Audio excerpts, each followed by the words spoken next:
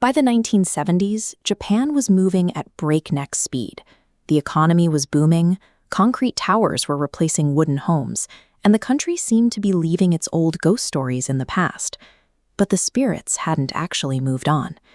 Imagine a young student walking alone on a quiet twilight commute.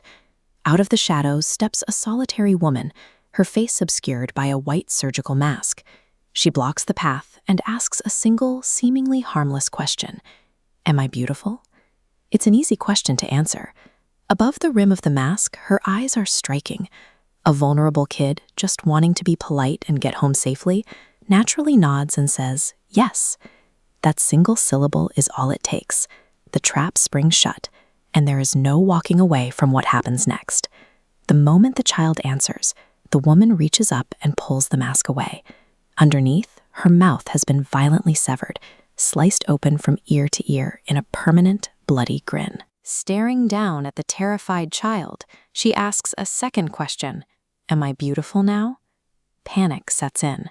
If the child recoils in horror and answers no, she pulls out a massive pair of shears and kills them on the spot. But look closely at this diagram of the encounter.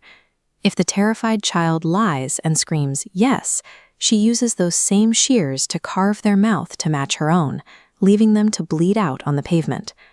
This is the genius of Kuchisake Onna. It is a perfectly engineered, unwinnable paradox. Once she stops you, survival is a mathematical impossibility. To understand how she became this mathematical certainty of death, we have to look centuries into the past. Long before the concrete and the surgical masks, she was a mortal woman, widely celebrated for her looks. That widespread admiration bred an intense vanity. She knew she was stunning, and she carried a deep, arrogant pride in her physical appearance. She married a man of high social standing, a deeply devoted, highly skilled samurai warrior.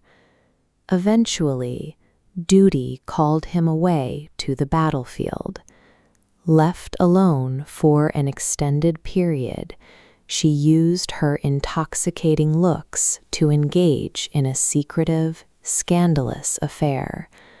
Her most celebrated asset had become her greatest liability, driving an arrogance that blinded her to the very real danger she was inviting into her home.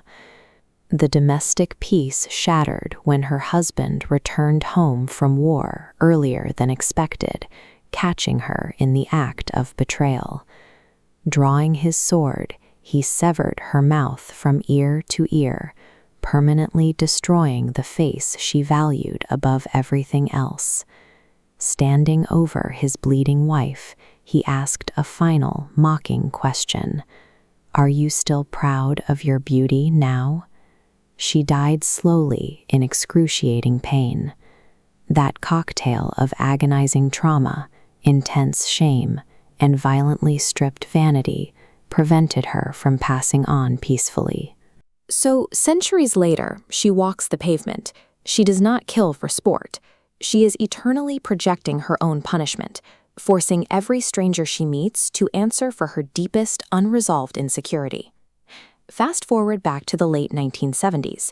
This ancient trauma bled into reality, causing a very literal, nationwide panic across Japan. It was a bizarre contradiction.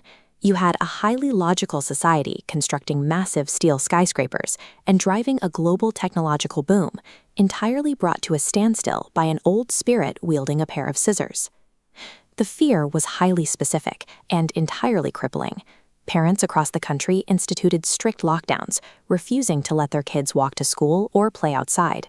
When a simple rumor can ground a generation of children and shut down schools, the logic of a modern economy no longer matters.